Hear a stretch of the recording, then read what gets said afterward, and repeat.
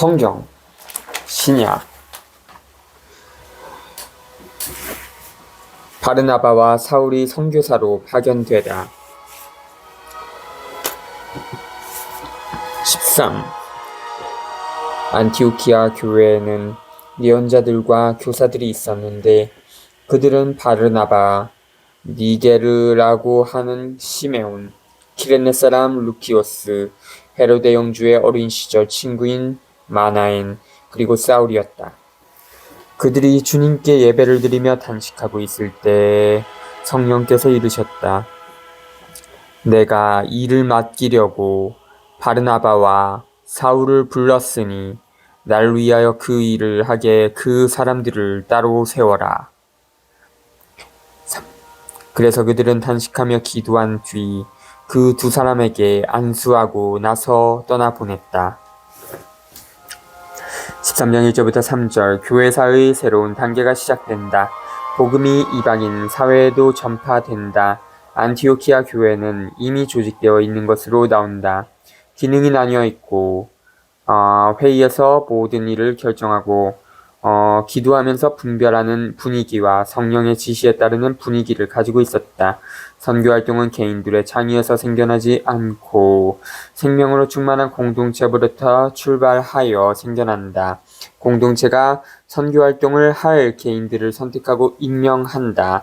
공동체는 바르나바와 사울을 축복한다. 이것이 여기에서 말하는 안수의 의미다. 공동체는 모체로 남고 그 두 사람이 다른 구성원들을 대신하여 선교 활동에 나선다. 여기에서 가장 중요한 점은 공동체 전체가 결정에 참여하고 있다는 사실이다. 백성이 축복하지 않으면 하느님도 축복하지 않으신다. 바르나바와 사울은 공동체가 찬성하고 축복했기 때문에 맨 첫 선교 여행을 떠날 수가 있다.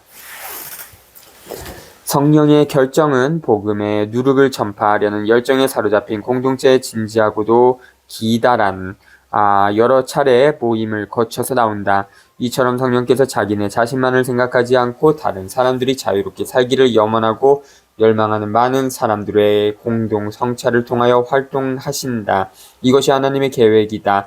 그런 하나님의 계획을 실현하기 위하여 노력하는 사람은 모두 하나님의 복을 받는다. 만일 선교 사명을 수행하는 사람들이 지배 권력을 행사하려는 은밀한 의지를 숨기고 있을 경우에는 결코 다른 사람들에게 확신을 심어주지 못한다. 얼마 안 가서 그 숨은 뜻이 드러나고 그들은 슬픈 운명을 맞이하게 된다. 키프로스에서 선교하다. 성령께서 파견하신 바르나바와 사울은 셀레우키아로 내려간 다음 거기에서 배를 타고 키프로스로 건너갔다. 그리고 살라미스에 이르러 유다인들의 여러 회당에서 하나님의 말씀을 선포하였다. 그들은 요한을 조수로 데리고 있었다. 그들이 온 섬을 가로질러 파포스에 다다랐을 때 마술사 한 사람을 만났는데 유다인으로서 바르예스라고 하는 거짓 예언자였다. 그는 슬기로운 사람인 셀기우스 바오로 총독의 수행원 가운데 하나였다. 총독은 바르나바와 사울을 불러 하나님의 말씀을 듣기를 원하였다. 그러나 그리스말로 바살 뜻하는 그 엘리마스는 총독이 믿지 못하게 막으려고 그들을 반대하고 나섰다. 그때 바오로라고도 하는 사울이 성령으로 가득 차 그를 유심히 보며 말하였다. 온갖 사기와 온갖 기만으로 충만한 자, 악마의 자식, 모든 정의 원수, 당신은 언제까지 주님의 바른 길을 왜곡시킬 셈이요. 이제 보시오. 주님의 손이 당신 위에 놓여 있어. 당신은 눈이 멀어 한동안 해를 보지 못할 것이요. 그러자 즉시 짙은 어둠이 그를 덮쳐 그는 사방을 더듬으며 자기 손을 잡아 이끌어줄 사람을 찾았다. 그때의 그 광경을 본 총독은 주님의 가르침에 깊은 감동을 받아 믿게 되었다. 4절부터 12절. 마술은 사람들이 현실을 정신적으로 착각하게 하려고 만들어내는 동작이다. 엘리마스는 악마의 자식이라고 불린다. 왜냐하면 복음의 능력을 막고 총독이 회개하지 못하도록 방해하려 하기 때문이다. 그러나 복음은 하나님의 능력이다. 복음은 마술을 이겨내고 사람을 자유롭게 하여 예수 그리스도의 길을 따라 살게 한다. 복음이 마술사와 맞선다. 마술이란 신의 이름을 핑계삼아 현실을 영신적으로 잘못 알아듣게 하려는 시도다. 그러나 현실은 마술로 변하지 않는다. 보통 마술은 다른 사람들은 안중에도 없이 자기 이익만을 위하여 사용된다. 그래서 마술은 복음과 어긋난다. 복음은 모든 사람의 선익을, 즉 모든 사람이 자유로이 행복하게 살기를 바라기 때문이다. 오직 하나님만이 당신 계획으로 모든 사람이 자유롭고 행복하게 살도록 하실 수 있다. 모든 속임수는 한계가 있다. 13절부터 43절 바오로의 첫 번째 연설은 그의 교리교육의 구조를 반영한다.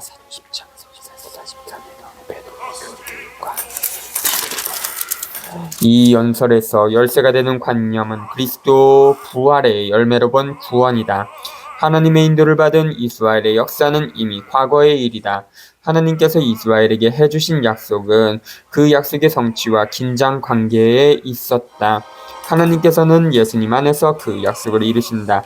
하나님께서는 과거 역사를 현재의 역사로 바꾸고 현재의 역사로 하여금 미래의 역사를 미리 준비하고 미리 취하게 하신다.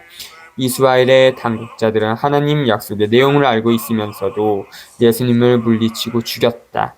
그렇지만 하나님은 예수님을 부활하게 하여 모든 사람의 구세주가 되게 하셨다. 성경이 그 사실을 예고하고 사도들이 증거했다. 이 교리교육에 표현된 믿음의 고백은 추상적 이론이 아니다. 역사와 깊이 연결된 체험이다. 역사 속에서 구원 사건이 드러난다. 하나님은 역사 속에서 우리를 불러 부활하신 예수 그리스도 안에서 앞서 이룬 해방된 미래를 세우게 하신다. 바울은 습관대로 해당의 모임을 이용해서 복음을 전한다. 먼저 히브리 성경을 종합한다. 이집트 노예살이에서 다윗 시대까지 이스라엘 백성의 역사를 요약하고 이어서 세례자 요한에게로 넘어간다. 다윗과 세례자 요한 사이의 간격은 이스라엘 사람들이 예수님께서 오시기 전까지 그 자손을 기다리고 있었음을 가리킨다고 말한다. 그런 다음 자기는 목격 증인이 아니기 때문에 예수님 생애의 활동을 건너뛰어 예수님 생애의 마지막인 당신 죽음과 부활에 대하여 설파한다. 즉 종교 당국자들이 자기네 특권을 지키려고 죽인 예수님을 하나님께서 부활하게 하셨으며 그 살아계신 부활한 예수님께서 사도들과 많은 당신 추종자들에게 나타나셨다고 선포한다. 바오로의 복음 선포는 회개하라는 초대로 끝난다. 하나님께서 예수님을 통하여 펼치시는 활동은 죄를 용서받으려는 회개를 통하여 즉 우리 생활 방식을 바꿈으로써 우리에게까지 다다른다. 유다교가 율법을 통하여 얻지 못한 것을 하나님께서 은총과 사랑을 통하여 실현하실 것이다. 하나님의 용서는 작은 잘못이나 결함을 눈감아 주는 정도가 아니라 마음가짐, 사고방식, 생활 방식을 바꿀 기회를 주는 데 있다. 즉 더 이상 불의에 몸담지 않고 진리와 정의를 생활하도록 하는 데 있다. 우리가 진리와 정의를 몸소 실천하면 모든 사람이 자유로이 살게 하는데 새로운 세계를 낳는데 이바지할 수 있다. 생활 방식을 바꾸는 회개는 분명히 우리 모든 사람에게 해당하는 일이다. 바오로와 바르나바는 다음 안식일에 와서 말을 해달라는 초대를 받는다. 벌써 추종자가 생기기 시작한다. 선교사들은 그들에게 늘 하나님의 은총을 잊고 살아가라고 권한다. 사실상 해방과 구원은 어떤 대가를 치르고도 살 수 없을 만큼 그렇게 위대한 선물이다. 대가를 바라지 않고 공으로 베푸시는 하나님의 사랑에 힘입어 구원을 받을 때만 우리는 어떤 것도 바라지 않는 조건 없는 사랑으로 하나님과 다른 사람을 사랑함으로써 그 사랑에 응답할 수 있다. 은총으로 거저 얻은 사랑은 우리가 남에게 사랑을 거저 베풀 때만 온전히 누릴 수 있다. 그리스도교는 당연하게 서로 주고받는 정의 외에도 서로 잘못을 용서하고 공으로 선물을 주고받는 기쁨을 회복한다. 다시 말해서 정의를 의무와 기쁨이 합치하는 신적 차원으로 끌어올린다.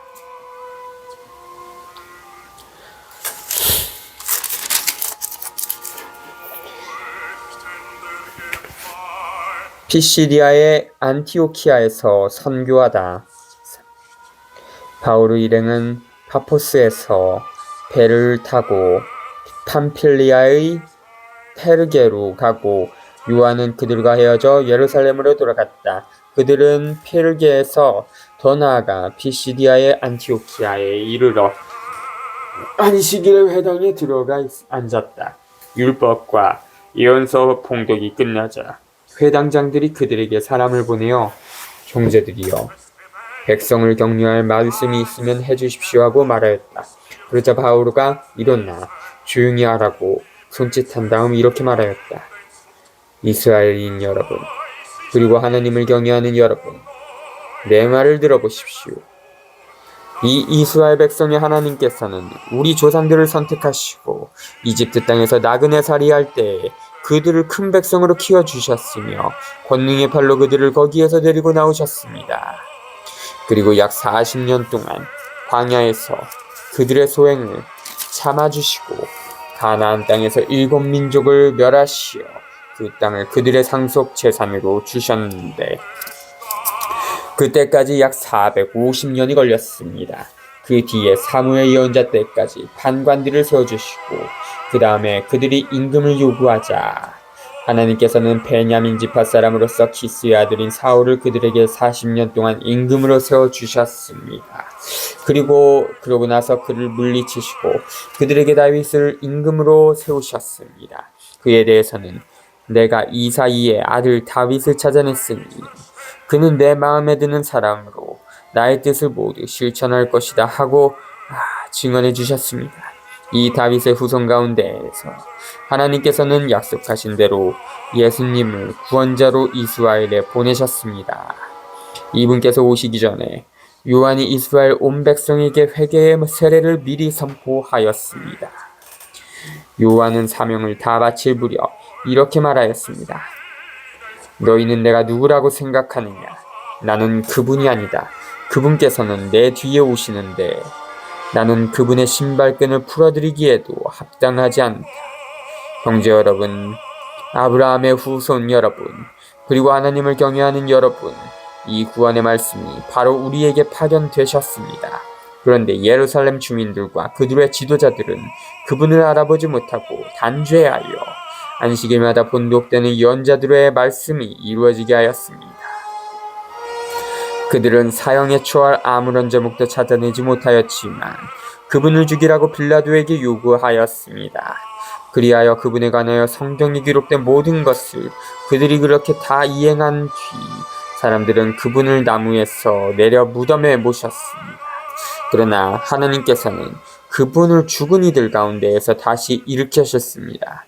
그 뒤에 그분께서는 당신과 함께 갈릴레아에서 예루살렘으로 올라간 이들에게 여러 날 동안 나타나셨습니다. 이 사람들이 이제 백성 앞에서 그분의 증인이 된 것입니다. 그래서 우리는 여러분에게 이 기쁜 소식을 전합니다. 우리 선조들에게 하신 약속을 하나님께서는 예수님을 다시 살리시어 그들의 후손인 우리에게 실현시켜 주셨습니다. 이는 시편 제2편에 기록된 그대로입니다. 너는 내 아들, 내가 오늘 너를 낳았노라. 또 하나님께서는 그분을 죽은 이들 가운데에서 살리시어 다시는 죽음의 나라로 돌아가지 않게 하신 것을 이렇게 미리 말씀하셨습니다. 나는 다윗에게 약속한 거룩하고 확실한 것들을 너희에게 주겠다. 그래서 다른 시편에서는 당신께서는 당신의 거룩한 이가 죽음의 나라를 아니 보게 하실 것입니다 하였습니다. 다윗은 일생 동안 하나님의 뜻을 받들어 섬기고 나서 잠든 다음 조상들 곁에 묻혀 죽음의 나라를 봤습니다.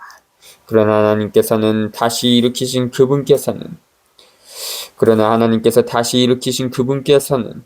죽음의 나라를 보지 않으셨습니다. 그러므로 형제 여러분, 여러분은 이것을 알아야 합니다. 바로 그분을 통하여 여러분에게 죄의 용서가 선포됩니다. 모세의 율법으로는 여러분이 죄를 벗어나 의롭게 될 수 없었지만 믿는 사람은 누구나 그분 안에서 모든 죄를 벗어나 의롭게 됩니다. 그러니 예언서들에서 말하는 것이 여러분에게 미치지 않도록 조심하십시오. 보라, 너희 비웃는 자들아, 놀라 다 망해버려라. 내가 너희 시대에 한 가지 일을 하리라. 누가 너희에게 일러주지도 너희가 도무지 믿지 못할 그런 일이다. 그들이 외상에서 나올 때 사람들은 다음 안식일에도 이러한 말씀을 해달라고 청하였다.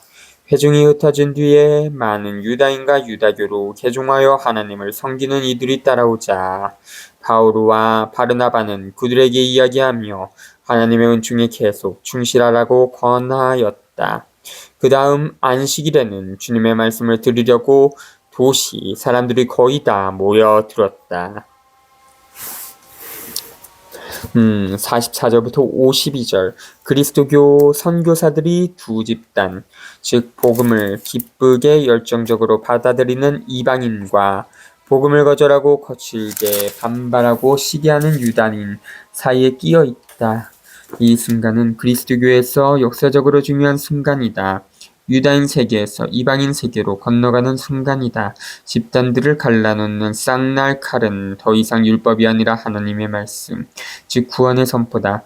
부활하신 예수님께서 시작해 놓으신 삶 속으로 사람들을 들여보내기 위해서는 그 구원의 선포를 받아들여야 한다. 그리스도교 체험은 유다교를 단지 조금 좋게 바꾸어 놓은 것이 아니다.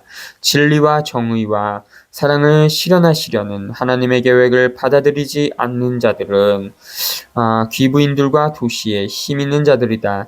그들은 정의의 선포로 위협받는 경제 질서와 정치 질서를 드러내놓고 감싼다. 그러나 정의를 목말라 하고 줄이는 사람들은 기뻐한다. 이들은 하나님께서 자기네 울부짖음에 응답하신다는 것을 알고 인정한다.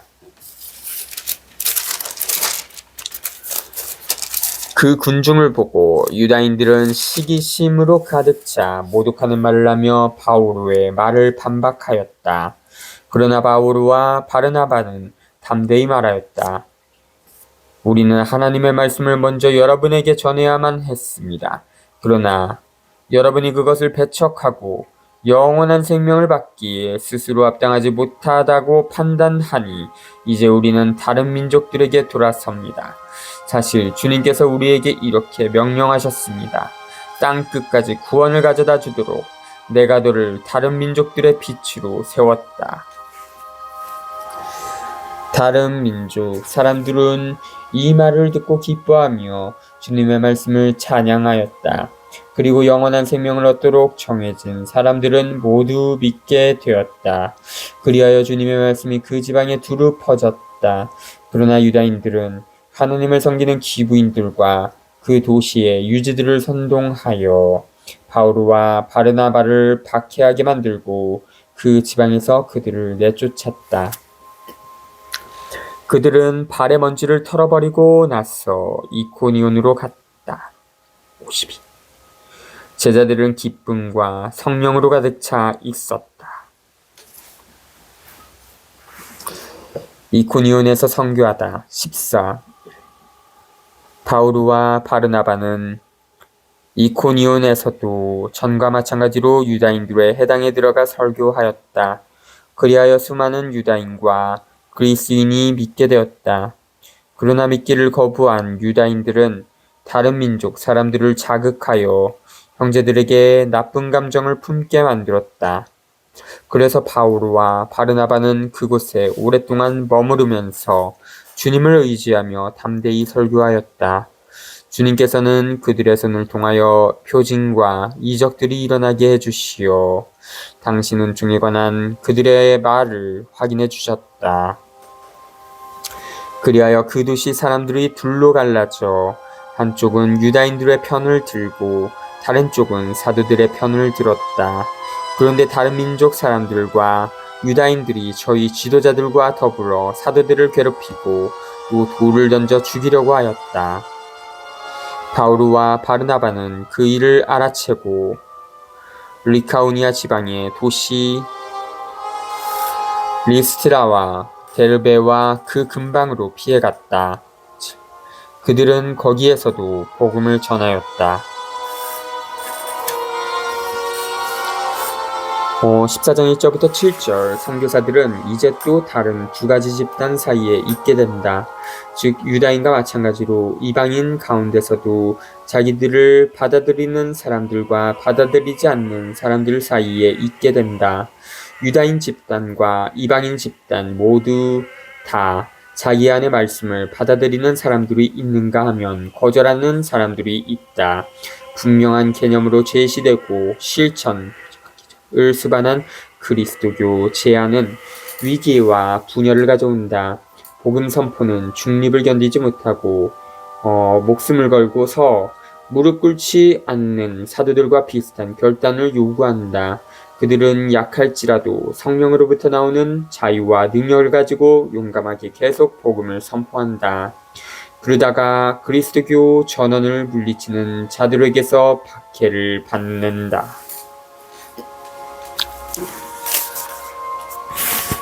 리스트라에서 선교하다. 리스트라에는 두 발을 쓰지 못하는 사람이 하나 있었는데 그는 안진뱅이로 태어나 한 번도 걸어본 적이 없었다. 그가 바오로의 설교를 듣고 있었는데 그를 유심히 바라본 바오로가 그에게 구원받을 만한 믿음이 있음을 알고 두 발로 똑바로 일어서시오 하고 큰 소리로 말하였다. 그러자 그가 벌떡 일어나 걷기 시작하였다. 군중은 바오로가 한 일을 보고 리카오니아 말로 목소리를 높여 신들이 사람 모습을 하고 우리에게 내려오셨다 하고 말하였다. 그들은 바르나바를 제우스라 부르고 바오로를 헤르메스라 불렀는데 바오로가 주로 말하였기 때문이다. 도시 앞에 있는 제우스 신전의 사제는 황소 몇 마리와 화환을 문으로 가지고 와서 군중과 함께 제물을 바치려고 하였다. 바르나바와 바오로 두 사도는 그 말을 듣고서 자기들의 옷을 찢고 군중 속으로 뛰어들어 소리를 지르며 말하였다. 여러분, 왜 이런 짓을 하십니까? 우리도 여러분과 똑같은 사람입니다. 우리는 다만 여러분에게 복음을 전할 따름입니다. 여러분이 이런 헛된 것들을 버리고 하늘과 땅과 바다와 또 그 안에 있는 모든 것을 만드신 살아계신 하나님께로 돌아서게 하려는 것입니다. 지난날에는 하나님께서 다른 모든 민족들이 제 길을 가도록 내버려 두셨습니다. 그러면서도 좋은 일을 해주셨으니 당신 자신을 드러내 보이지 않으신 것은 아닙니다. 곧 하늘에서 비와 열매 맺는 절기를 내려주시고 여러분을 양식으로 여러분의 마음을 기쁨으로 채워주셨습니다. 그들은 이렇게 말하면서 군중이 자기들에게 제물을 바치지 못하도록 겨우 말렸다. 19절부터 18절부터 18절 복음 선포는 사람들을 스스로 일어나 걷게 하는데 그 목적이 있다. 그러나 이방인들은 기적이 무엇을 말하려고 하는지를 알아듣지 못하고 복음 전달자들을 미친 사람으로 대한다. 이 이야기는 이방인 사회 가운데서 기본적인 복음 선포를 하는 경우다. 즉 우상 숭배를 버리고 사물과 인간을 절대화하지 말고 유일한 절대자이면서도 모든 사람에게 가까이 계시고 은혜를 베푸시는 살아계신 창조주 하나님을 인정하라고 설득한다.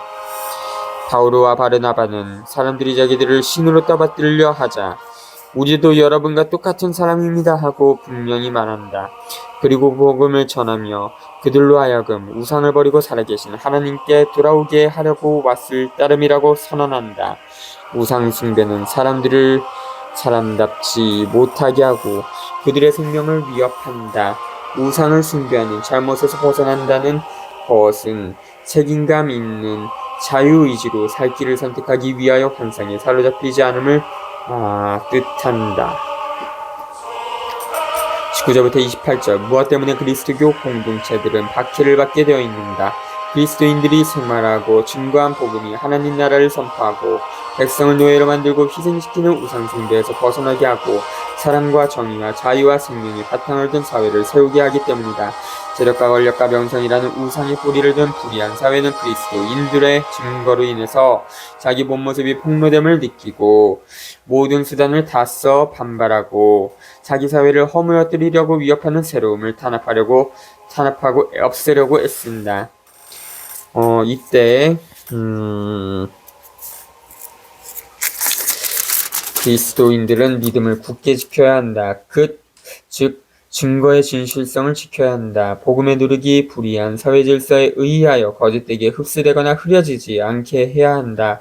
로마 5장 1절부터 11절의 주참조. 유다인들은 리스트라 사람들을 충동질하여 복음 전달자들을 반대하게 한다. 그래서 사람들이 바오로를 돌로 쳐 죽이려고 한다. 바오로와 바르나바는 데르베로 가서 계속 복음을 선포한다. 공동체들은 복음 전달자들이 박해를 받는 것을 보고서 흔들린다. 하나님 나라의 기쁜 소식은 정의와 사랑을 실천할 것을 요구한다. 그리고 하나님의 정의와 사랑은 모든 사람을 자유로이 살게 하기 위하여 모든 것을 골고루 나눌 것을 요구한다. 그런데 사람들은 흔히 자기 실현과 성공이 더 많이 차지하고 더 많이 소비하면서 지멋대로 살 자유를 더 많이 누리는 데 있다고 상상한다. 그런 자들은 모든 사람, 모든 백성, 모든 나라가 똑같이 행복하게 사는 것을 바라지 않는다. 그런 소수 사람들과 백성들과 나라들이 대다수 다른 사람들과 백성들과 나라들을 비참한 지경에 빠뜨린다. 그와 같은 불의를 고발하는 사람들은 박해를 받게 마련이다. 선교 사명은 공동체에서 출발하고 공동체에서 끝난다. 선교 사명은 공동체의 생명과 사랑이 흘러 넘침으로써 생겨난다. 첫 선교 여행으로 이방인들에게 믿음의 문이 열린다. 이 사건은 하나님께서 모든 사람과 모든 백성의 하나님이요 당신 계획은 특정한 백성이나 나라나 종교에 한정되어 있지 않음을 말해준다. 하나님의 나라는 인류 공동체와 우주 공동체로 넓혀지는 나라다.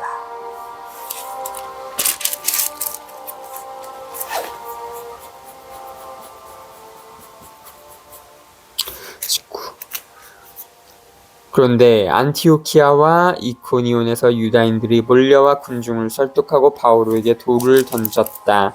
그리고 그가 죽은 줄로 생각하고 도시 밖으로 끌어내다 버렸다. 그러나 제자들이 둘러싸자 그는 일어나 도시 안으로 들어갔다. 이튿날 그는 바르나바와 함께 데르베로 떠나갔다. 선교를 마치고 안티오키아로 돌아가다.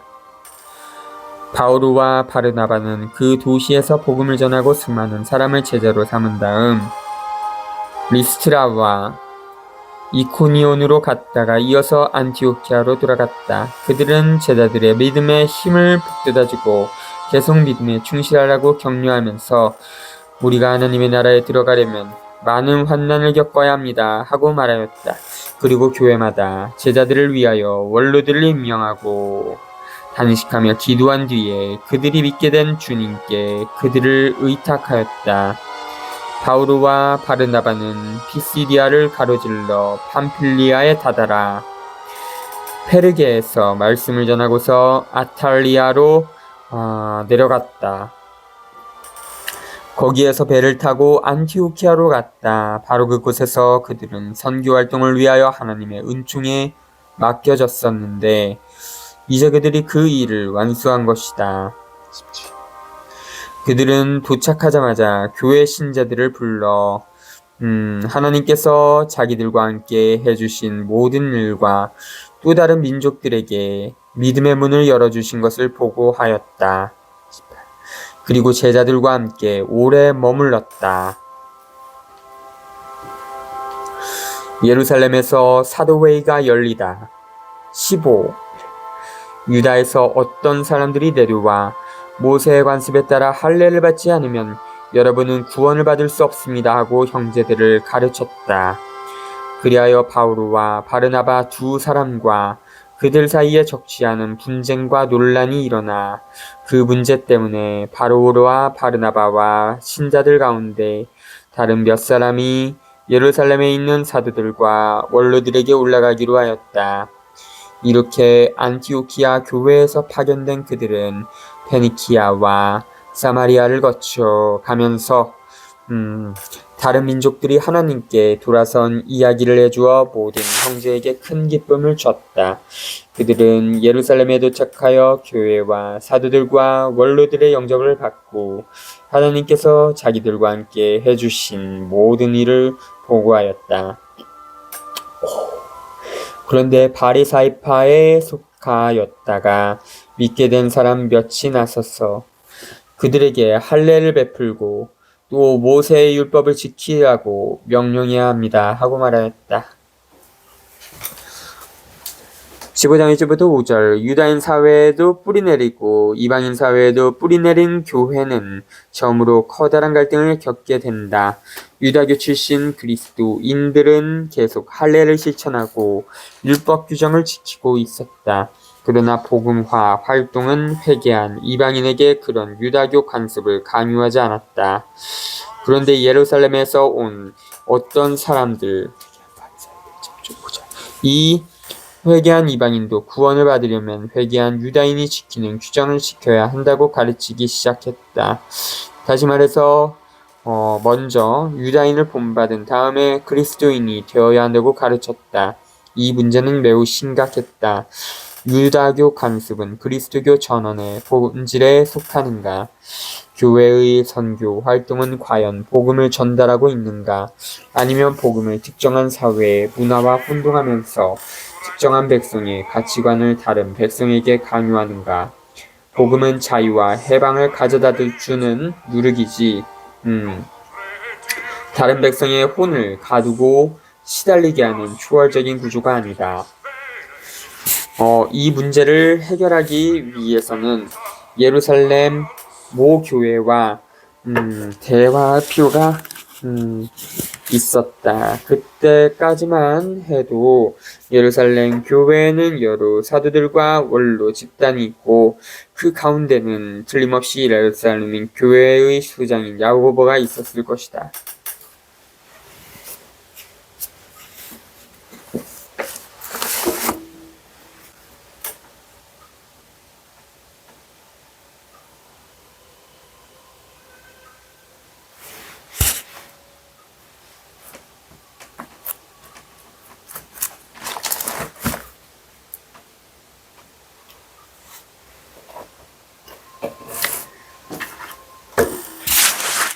사도들과 원로들이 이 문제를 검토하려고 모였다.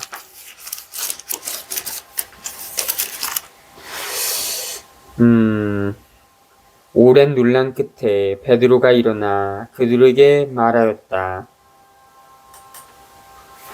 형제 여러분, 다른 민족들도 내 입을 통하여 복음의 말씀을 들어 믿게 하시려고 하나님께서 일찍이 여러분 가운데에서 나를 뽑으신 사실을 여러분은 알고 있습니다.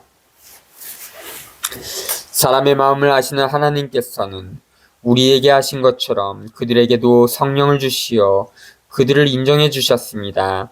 그리고 그들의 믿음으로 그들의 마음을 정화하시어 우리와 그들 사이에 아무런 차별도 두지 않으셨습니다. 그런데 지금 여러분은 왜 우리 조상들도 우리도 다 감당할 수 없던 멍해를 형제들의 목에 씌워 하나님을 시험하는 것입니까? 우리는 그들과 마찬가지로 우리도 주 예수님의 은총으로 구원을 받는다고 믿습니다.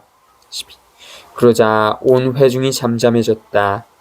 그리고 바르나바와 바오르가 하나님께서 자기들을 통하여 모든 민족들 가운데에서 일으키신 표징과 이적들에 대하여 이야기하는 것을 들었다.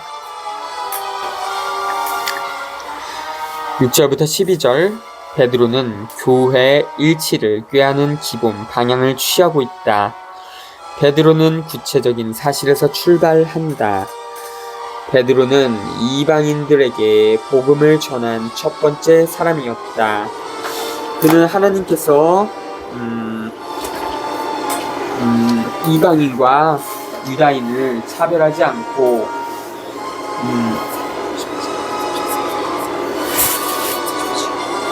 사람들이 예수님을 따르도록 이끌어 주시는 똑같은 성령을 이방인과 유다인 양쪽에 주심을 깨달았다.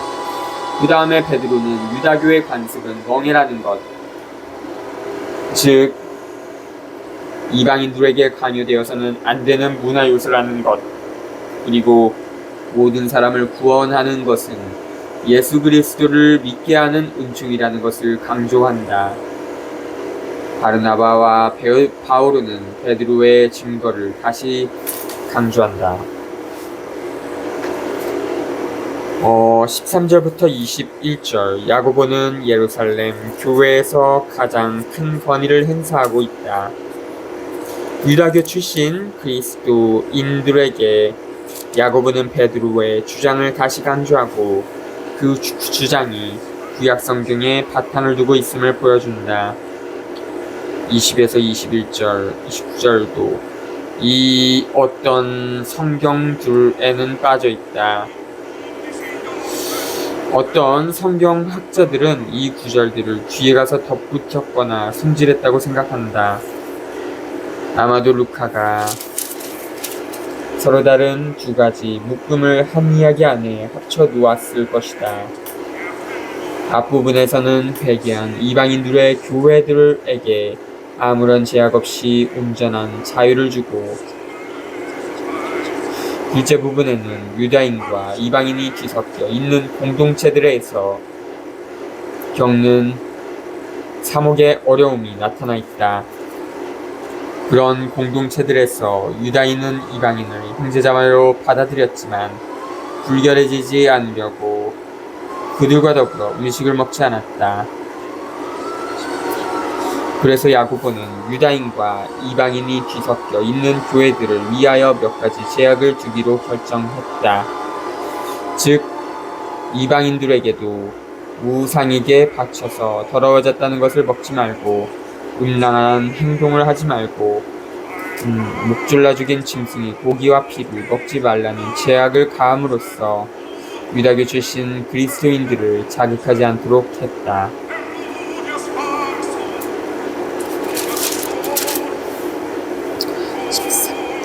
그들이 말을 마치자 야고보가 이렇게 말하였다. 형제 여러분, 내 말을 들어보십시오.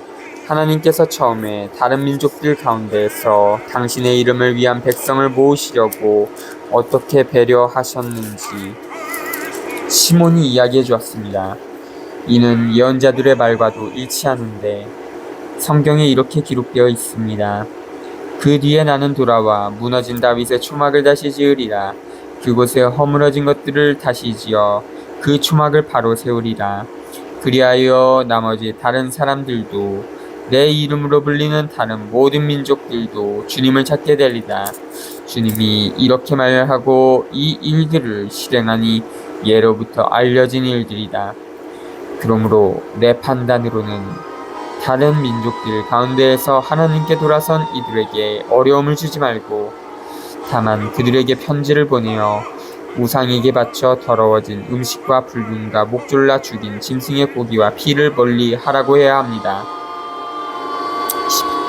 사실 예로부터 각 고을에는 안식일마다 회당에서 모세의 율법을 봉독하며 선포하는 이들이 있었습니다.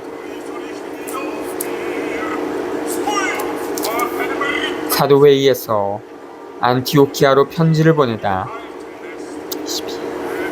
그때의 사도들과 원로들은 온 교회와 더불어 자기들 가운데에서 사람들을 뽑아 바오로와 바르나바와 함께 안티오키아에 보내기로 결정하였다. 뽑힌 사람들은 형제들 가운데 지도자인 바르사바스라고 하는 유다와 실라스였다. 그들 편에 이러한 편지를 보냈다.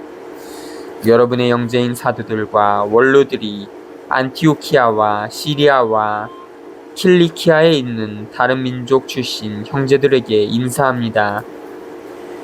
우리 가운데 몇 사람이 우리에게서 지시를 받지도 않고 여러분에게 가서 여러 가지 말로 여러분을 놀라게 하고 정신을 어지럽게 하였다는 말을 들었습니다.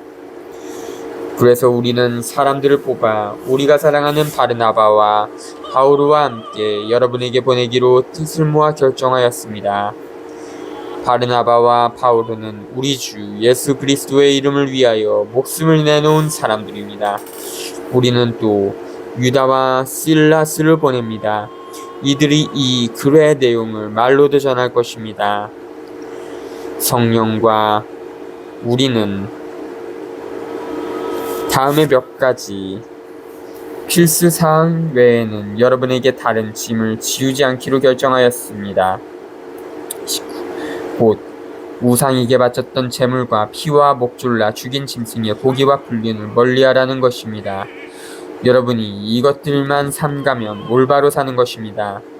안녕히 계십시오. 22절부터 29절 교회의 일치를 위한 서간은 교의적인 성격을 가지고 있지 않다. 사목적인 방향제시일 따름이다. 29절의 제약에 관해서는 앞에 나온 주참조. 바오로와 바르나바는 서간을 가지고 안티오키아로 돌아온다. 그리고 갈등을 불러일으켰던 모든 문제를 해명하기 위하여 유다와 실라스가 동반한다. 이 서간은 소란을 불러일으킨 몇몇 사람의 권위를 인정하지 않는다. 그리고 바오로와 바르나바를 크게 축혀 세우고 그들의 모든 선교 활동을 인준한다.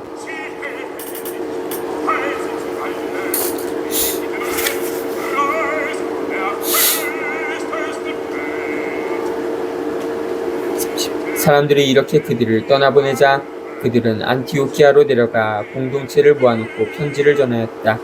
공동체는 편지를 읽고 그 격려 말씀에 기뻐하였다. 예언자이기도 한 유다와 실라스는 여러 가지 말로 형제들을 격려하고 힘을 북돋아 주었다. 그들은 거기에서 한동안 지낸 뒤 형제들에게 평화의 인사를 받으며 자기들을 파견한 이들에게로 떠나갔다. 그러나 바오로와 바르나바는 안티오키아에 머물면서 다른 많은 사람과 함께 주님의 말씀을 가르치고 선포하였다. 30절부터 35절 루카는 교회 일치를 위하여 결정이 내려지자 회의가 기뻐하는 분위기에 쌓였음을 강조한다. 이제 앞으로는 이방인 사회에서 교회를 널리 퍼뜨리는데 더 이상 걸림돌이 없다. 많은 수사본들에는 34절이 없다. 기쁨은 해방 체험에서 우러나온다. 유다인의 사회, 문화는 그리스도교 신앙의 본질에 속하는 부분이 아니다. 이는 그리스도교 신앙을 받아들이기 위해서 선교사들의 문화를 강요받을 필요가 없다는 뜻이다. 어떤 백성도 자기네 좋은 문화를 버릴 필요가 없다. 복음을 전하는 사람들이 강요하는 문화를 받아들일 필요가 없다. 바오로가 두 번째 선교 여행을 떠나다.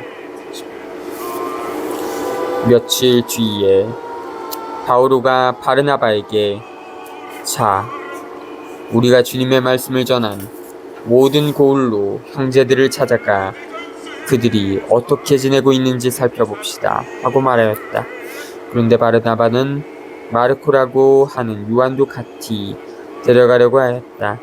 그러나 바오로는 팜필리아에서 자기들을 버리고 떠나 함께 일하러 다니지 않은 그 사람을 데리고 갈 수 없다고 주장하였다. 그리하여 그들은 감정이 격해져서 서로 갈라졌다. 바르나바는 마르코를 데리고서 배를 타고 키프로스로 떠나갔다.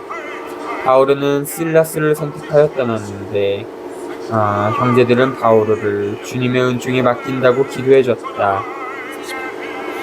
그는 시리아와 킬리카스를 두루다니며 그곳 교회들을 굳건하게 만들었다. 16장 1절부터 5절 티모테오가 선교 집단에 속하게 되는 공동체의 증거가 결정적인 역할을 했다. 티모테오가 할례를 받지 않았더라면 유다인 사이에서 자기 직무를 수행할 수 없었을 것이다. 선교 계획과 활동이 아직은 우선 회당에서 행해지고 있었던 것이다. 티모테오는 그리스도교로 회개한 유다인 어머니와 이방인 아버지 사이에서 태어난 아들이었다. 그의 어머니는 이미 과부가 되어 있었을 것이다. 그런데 당시 유다인 관습에 따르면 유다인 어머니와 이방인 아버지 사이에서 태어난 자식은 어머니의 종교에 따라서 교육을 받아야 했다. 만일 티모테오가 할례를 받지 않으면 유다인들이 그를 유대교를 버린 유다인으로 볼 수도 있었다. 티모테오는 바오로의 가장 가까운 협력자 가운데 한 사람이 되었다. 그가 틀림없이 바오로의 전언을 가장 정확하게 이해하고 있었을 것이다. 티모테오를 데리고 가다. 16. 바오로는 데르베를 거쳐 리스트라에 당도하였다. 그곳에 티모테오라는 제자가 있었는데 그는 신자가 된 유다 여자와 그리스인 아버지 사이에 태어난 아들로서 라스트라와 이코니온에 있는 형제들에게 좋은 평판을 받고 있었다. 바오로는 티모테오와 동행하기를 원하였다. 그래서 그 고장에 사는 유다인들을 생각하여 그를 데려다가 할례를 베풀었다. 그의 아버지가 그리스인이라는 것을 그들이 모두 알고 있었기 때문이다. 바오로 일행은 여러 고을을 두루 다니며 예루살렘에 있는 사도들과 원로들이 정한 규칙들을 신자들에게 전해주며 지키게 하였다. 그리하여 그곳 교회들은 믿음이 굳건해지고 신자들의 수도 나날이 늘어갔다.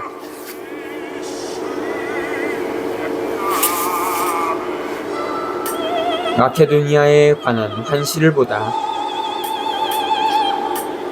성령께서 아시아의 말씀을 전하는 것을 막으셨으므로 그들은 프리기아와 갈라티아 지방을 가로질러 갔다.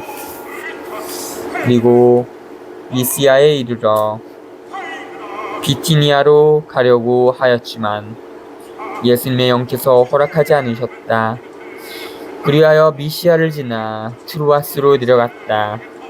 그런데 어느 날 밤 바오로가 환시를 봤다. 마케도니아 사람 하나가 바오로 앞에 서서 마케도니아로 건너와 저희를 도와주십시오 하고 청하는 것이었다. 바오로가 그 환시를 보고 난 뒤 우리는 곧 마케도니아로 떠날 방도를 찾았다. 마케도니아 사람들에게는 복음을 전하도록 하나님께서 우리를 부르신 것이라고 확신하였기 때문이다.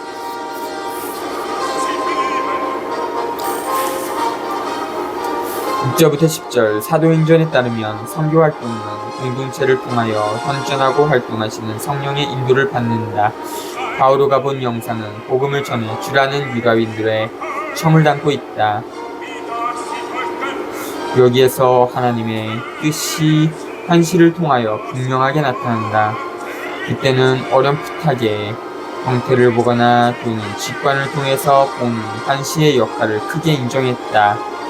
그리고 이 대목에서부터 저자는 우리라는 낱말을 쓰기 시작한다.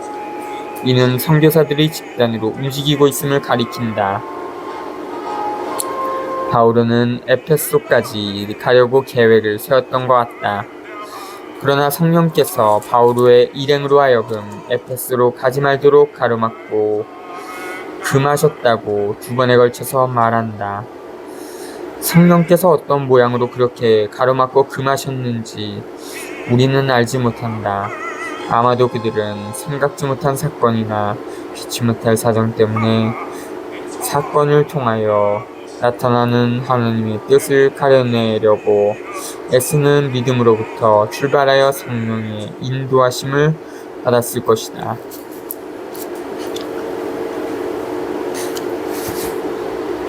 필리피에서 리디아가 복음을 받아들이다.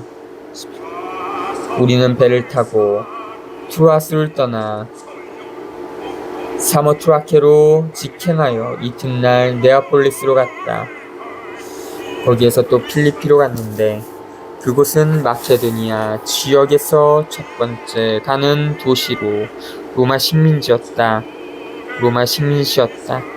우리는 그 도시에서 며칠을 보냈는데 안식일에는 유다인들의 기도처가 있다고 생각되는 성문 밖 강가로 나갔다. 그리고 거기에 앉아 그곳에 모여있는 여자들에게 말씀을 전하였다. 티아티라시 출신의 자세곡감 장수로 이미 하나님을 섬기는 이였던 리디아라는 여자도 듣고 있었는데 바오로가 하는 말에 귀 기울이도록 하나님께서 그의 마음을 열어주셨다. 리디아는 온 집안과 함께 세례를 받고 나서 저를 주님의 신자로 여기시면 저의 집에 오셔서 지내십시오 하고 청하며 우리에게 간권하였다. 11절부터 15절 필리핀은 유럽에서 복음을 받아들인 첫 번째 도시다. 필리핀에는 회당이 없었다. 그래서 유다인은 강가에서 모임을 가졌다. 리디아는 직물자는 공장으로 유명한 소아시아의 도시 티아티라에서 이주해온 여자였다. 리디아는 부유한 상인이었을 것이다. 왜냐하면 사치스러운 자색옷감 장사였기 때문이다. 리디아에게 일어난 일은 코르넬리우스를 떠올리게 한다. 즉 하나님께서 그녀의 마음을 열어주어 그리스도교 선포를 받아들이게 하신다.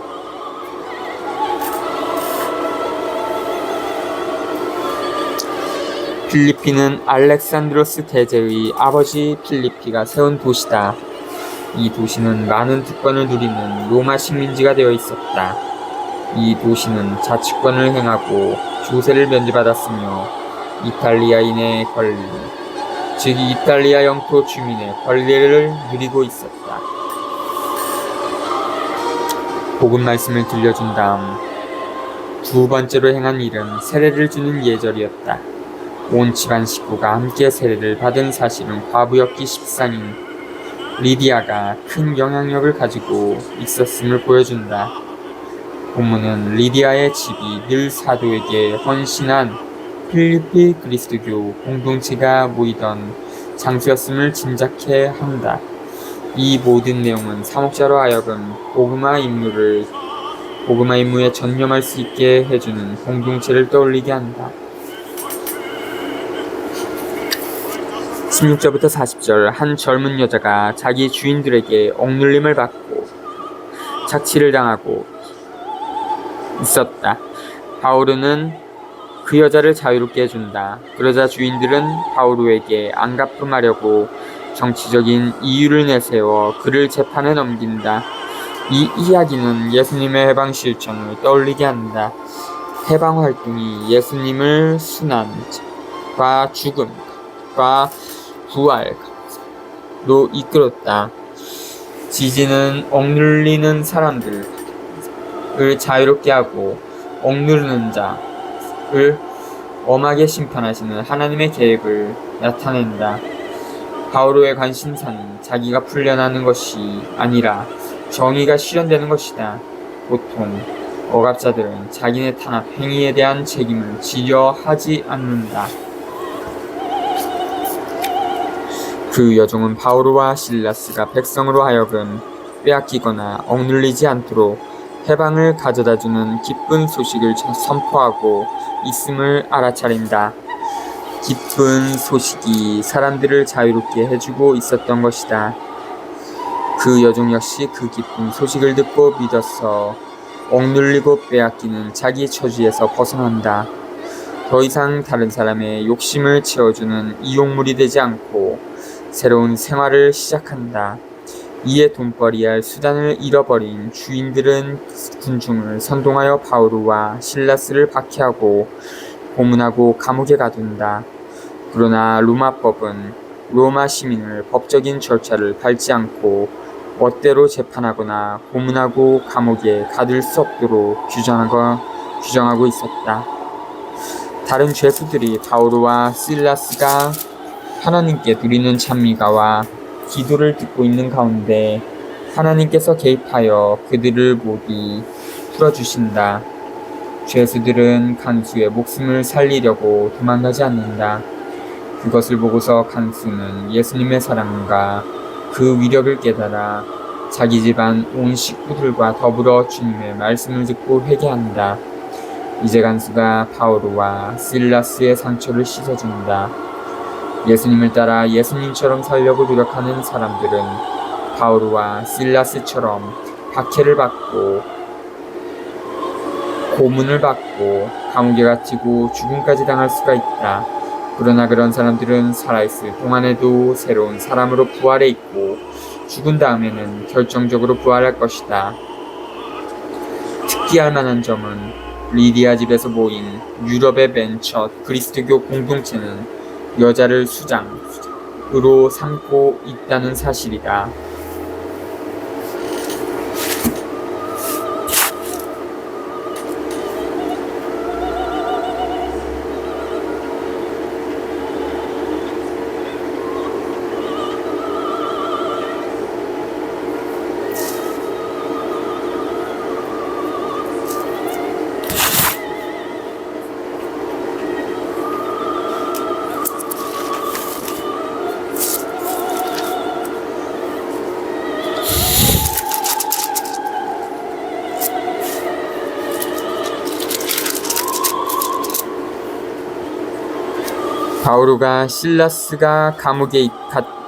바오로와 실라스가 감옥에 갇혔다가 풀려나다.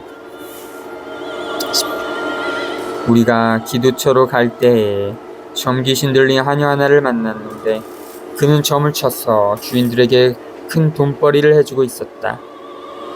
그 여자가 바오로와 우리를 쫓아오면서 이 사람들은 지극히 높으신 하나님의 종으로서 지금 여러분에게 구원의 길을 선포하고 있습니다 하고 소리 질렀다.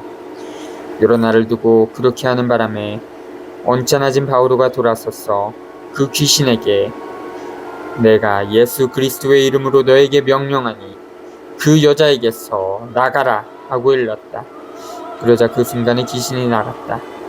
그 여자의 주인들은 돈벌이할 희망이 사라진 것을 보고 바오로와 실라스를 붙잡아 광장으로 관리들에게 끌고 갔다.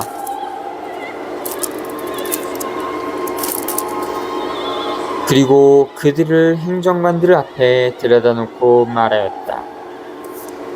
이 사람들은 유다인인데 우리 도시에 소동을 일으키면서 우리 로마인으로서는 받아들이기에도 지키기에도 부당한 간섭을 퍼뜨리고 있습니다. 군중들도 합세하여 바오로와 실라스를 공격하자 행정관들은 그 두 사람의 옷을 찢어 벗기고 매로 치라고 지시하였다. 그렇게 매질을 많이 하게 한 뒤 그들을 감옥에 가두고 간수에게 단단히 지키라고 명령하였다. 이러한 명령을 받은 간수는 그들을 가장 깊은 감방에 가두고 그들의 발에 차포를 채웠다.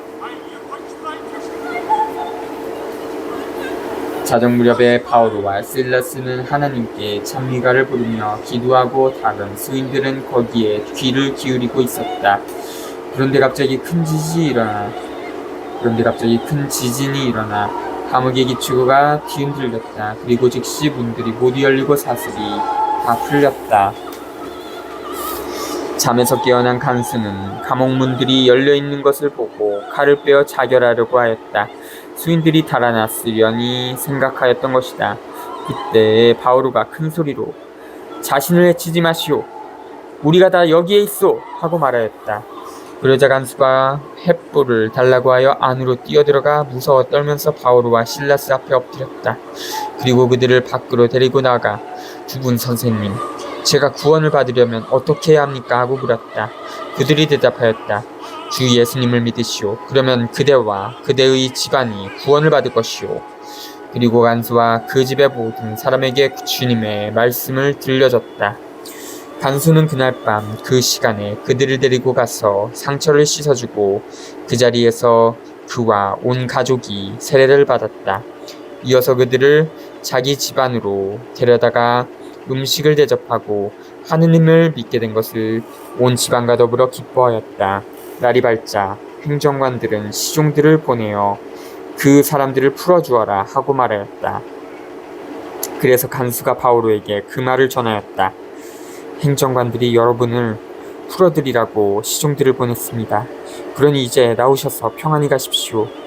그때 바오로가 그들에게 말하였다. 로마 시민인 우리를 재판도 하지 않은 채 공공연히 매질하고 감옥에 가두었다가 이제 슬그머니 내보내겠다는 말입니까? 안 됩니다. 그들이 직접 와서 우리를 데리고 나가야 합니다. 그 시종들이 이 말을 전하자 행정관들은 바오로와 실라스가 로마 시민이라는 말을 듣고 불안해하며 그들에게 가서 사과하고는 그들을 데리고 나가 그 도시에서 떠나달라고 요청하였다. 40. 이렇게 그들은 감옥에서 나와 리디아의 집으로 가서 형제들을 만나 격려해주고 떠났다.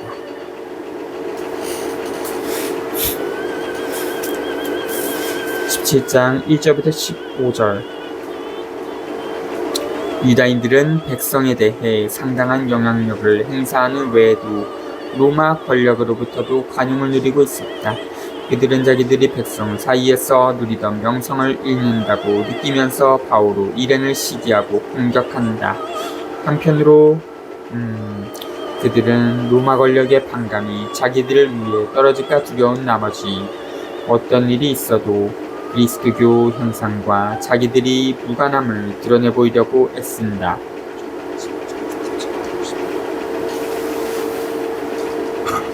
그때까지만 해도 그리스도인들은 복음 선포가 정치에서 갖는 의미, 즉 로마 절대권에 대한 비판을 분명하게 드러내지 않았다.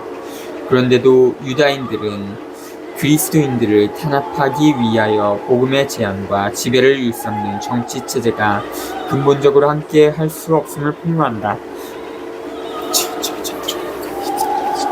그러자 공동체는 예수님의 복음 선포에 비추어 구약 성경을 다시 읽고 자기네 지도자들을 보호하기 위하여 스스로를 조직한다.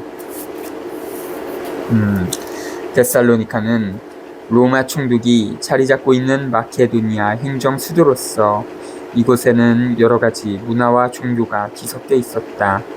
이 도시는 또한 중요한 상업 중심지였다. 이곳에 유다인들은 회당을 가지고 있었다. 이 회당에는 유다인들과 유다교에 호감을 가진 이방인들이 모였다. 바오로와 실라스는 이 회당에서 복음을 전하기 시작한다. 유다인들의 메시아는 마땅히 죽임을 당한 다음 부활하여야 했으며 예수님께서 바로 그 메시아라고 설파한다. 바오로 일행의 설교를 듣고서 특히 부유하고 영향력이 있는 유다인들이 반대하고 나선다. 그러나 유다인 야손은 바오로와 실라스를 따뜻하게 만든다. 그리하여 야손의 집에서 그리스도교 공동체가 모인다. 유다인들은 즉시 야손의 집으로 쳐들어가지만 바오로와 실라스를 잡지 못한다. 루카는 이방인 귀부인들과 남자들 사이에서도 믿는 사람이 많았다고 말한다. 이 사람들은 회당에 많은 지원을 해주고 있었을 것이다. 이 대목에서는 우리에게 중요한 점 한 가지, 즉 그리스도교 성찰이 어떻게 이루어졌는지에 대한 정보를 준다. 이스라엘의 성경이 예수님의 실천과 활동의 의미를 비춰준다는 것이다. 이런 식으로 신약 성경을 만든 그리스도교 문학이 생겨난다.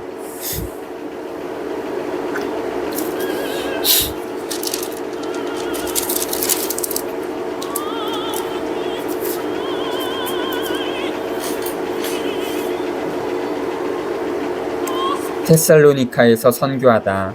17.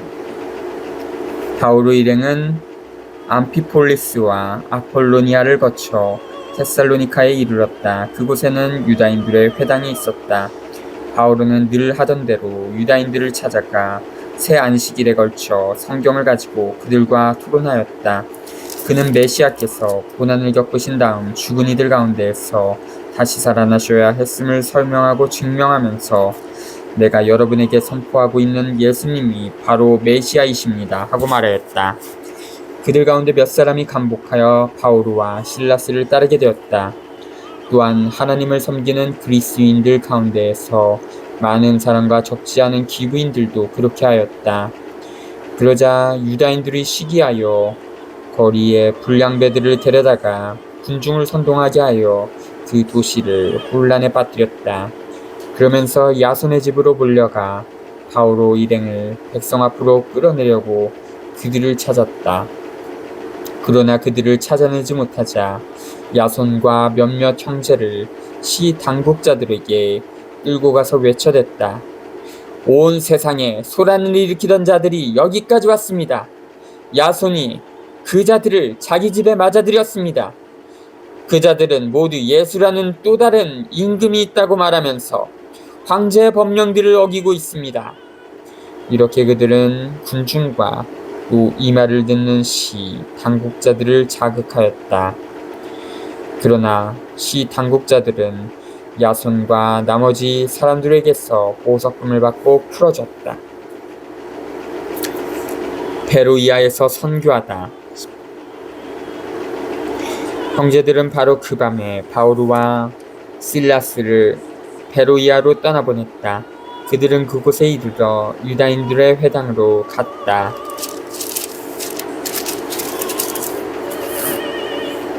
그곳 유다인들은 데살로니카의 유다인들보다 점잖아서 말씀을 아주 기꺼이 받아들이고 그것이 사실인지 알아보려고 날마다 성경을 연구하였다. 그리하여 그들 가운데에서 많은 이가 믿게 되었다. 지체 높은 그리스 여자들과 남자들 가운데에서도 믿게 된 사람이 적지 않았다. 데살로니카의 유다인들은 바오로가 베로이아에서도 하나님의 말씀을 선포한다는 것을 알고 그곳까지 가서 군중을 선동하고 자극하였다. 그러자 형제들은 곧바로 바오로를 떠나보내어 바닷가까지 가게 하였다. 그러나 실라스와 티모테오는 그곳에 남았다. 바오로를 안내하는 이들은 그를 아테네까지 인도하고 나서 자기에게 되도록 빨리 오라고 실라스와 티모테오에게 전하라는 그의 지시를 받고 돌아왔다. 아테네에서 선교하다. 바오로는 아테네에서 그들을 기다리는 동안 그 도시가 우상으로 가득 찬 것을 보고 격분하였다. 그래서 그는 회당에서 유다인들과 하나님을 섬기는 이들과 토론하고 또 날마다 광장에 나가 그곳에 모인 사람들과 토론하였다. 에피쿠로스 학파와 스토아 학파의 몇몇 철학자도 바오로와 대담을 나눴는데 어떤 이들은 저 떠버리가 도대체 무슨 말을 하려는 것인가 하기도 하고 또 어떤 이들은 바오로가 예수님과 부활에 관한 복음을 전하는 것을 보고 이방 신들을 선전하는 사람인 것 같군 하고 말하였다. 그들은 바오로를 아레오파고스로 데리고 가서 물었다. 당신이 말하는 그 새로운 가르침을 우리가 자세히 알 수 있겠소? 당신은 우리가 듣기에 생소한 것을 전하는데 우리는 그것이 무엇을 뜻하는지 알고 싶소. 사실 아테네인들과 그곳에 머무르는 외국인들은 모두 무엇인가 새로운 것을 이야기하고 듣는 일로만 세월을 보내는 사람들이었다. 바오로는 아레오파고스 가운데에 서서 말하였다. 아테네 시민 여러분, 내가 보기에 여러분은 모든 면에서 대단한 종교심을 가지고 있습니다. 내가 돌아다니며 여러분의 예배소들을 살펴보다가 알지 못하는 신에게라고 새겨진 제단도 봤습니다. 여러분이 알지도 못하고 숭배하는 그 대상을 내가 여러분에게 선포하려고 합니다. 세상과 그 안에 있는 모든 것을 만드신 하나님은 하늘과 땅의 주님으로서 사람의 손으로 지은 신전에는 살지 않으십니다. 또 무엇이 부족하기라도 한 것처럼 사람들의 손으로 섬김을 받지도 않으십니다. 하나님은 오히려 모든 이에게 생명과 숨과 모든 것을 주시는 분이십니다. 그분께서는 또 한 사람에게서 온 인류를 만드시어 온 땅 위에 살게 하시고 일정한 절기와 거주지의 경계를 정하셨습니다. 이는 사람들이 하나님을 찾게 하려는 것입니다. 더듬거리다가 그분을 찾아낼 수도 있습니다. 사실 그분께서는 우리 각자에게서 멀리 떨어져 계시지 않습니다. 여러분의 시인 가운데 몇 사람이 우리도 그분의 자녀다 하고 말하였듯이 우리는 그분 안에서 살고 움직이며 존재합니다. 이처럼 우리는 하나님의 자녀이므로 인간의 예술과 상상으로 빚어 만든 금상이나 은상이나 석상을 신과 같다고 여겨서는 안 됩니다. 하나님께서 모지의 시대에는 그냥 보아 넘겨주셨지만 이제는 어디에든 모두 회개해야 한다고 사람들에게 명령하십니다. 그분께서 당신이 정하신 한 사람을 통하여 세상을 의롭게 심판하시는 날을 지정하셨기 때문입니다. 그리고 그분을 죽은 이들 가운데에서 다시 살리시어 그것을 모든 사람에게 증명해 주셨습니다. 죽은 이들의 부활에 관하여 듣고서 어떤 이들은 비웃고 어떤 이들은 그 점에 관하여서는 다음에 다시 듣겠소 하고 말하였다. 그리하여 바오로는 그들이 모인 곳에서 나왔다. 34. 그때 몇몇 사람이 바오로 편에 가담하여 믿게 되었다. 그들 가운데에는 아레오파고스 의회 의원인 디오니시오가 있고 다마리스라는 여자와 그 밖에 다른 사람들도 있었다. 16절부터 34절. 루카는 바오로가 아테네에 머무는 기간을 기회 삼아 지식인들이 많으면서도 우상숭배로 가득 찬 사회의 복음을 선포가 가져다 줄 수 있는 활력을 보여준다. 첫째로 선교사 바오로는 사회의 분위기를 살피고 광장에 나가 순박한 사람들을 만나고 아주 영향력 있는 철학자들과도 토론을 벌이면서 여론을 만든다. 선교사 바오로는 성령의 촉구를 받아 자기가 선포하는 복음을 선명하기 시작한다. 현실을 잘 살펴보는 일에서부터 출발하는 일이 중요하다. 바오로는 그들의 제단에 새겨진 글자에 대하여 말하면서 알지 못하는 신은 바로 생명을 주시는 참된 하느님이시라고 말한다. 그러고 나서 인간을 인간답지 못하게 하는 우상 숭배를 비판하기 위하여 유명한 시구 하나를 인용한다. 복음 선포의 절정은 심판, 즉 진리와 진실의 나타남이다. 살아계신 하나님께서는 예수 그리스도 안에서 나타나셨다. 참된 하나님의 백성에 속하려면 예수 그리스도의 도전을 받아들이고 참된 하나님을 인정하고 그렇게 함으로써 참된 인간이 되어야 한다. 이때 심판이 이루어진다. 즉 어떤 사람들은 복음을 물리쳐 자만심으로 굳어지고 또 어떤 사람들은 복음을 받아들여 회개한다. 바오로는 아테네에서도 우상숭배와 맞선다. 회당에서는 유다인들 및 유다교의 호감을 가진 이방인들과 토론을 벌이고 광장에서는 일반 사람들과 이야기를 나누면서 예수님께서 죽임을 당한 다음 부활하셨다고 선포한다.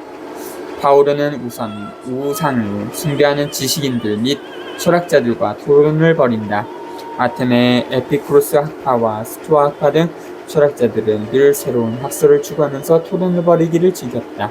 바오로는 그들에게 우주를 창조하고 인류 역사를 이끄시는 하나님에 대하여 말하고 인생의 목적이 그런 하나님을 찾아 만나는 데 있다고 강조하고 기쁜 소식을 믿고 회개하라고 초대한다. 이에 거의 모든 지식인들은 바오로를 무시하고 비웃으며 복음을 거절하지만 어떤 사람들은 복음을 받아들인다. 자주